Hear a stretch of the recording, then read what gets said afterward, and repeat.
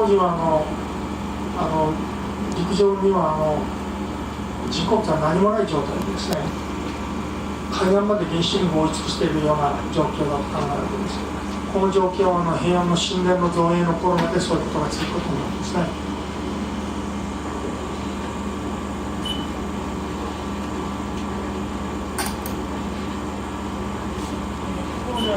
今日は厳島には寒月能というのが行われているんですね。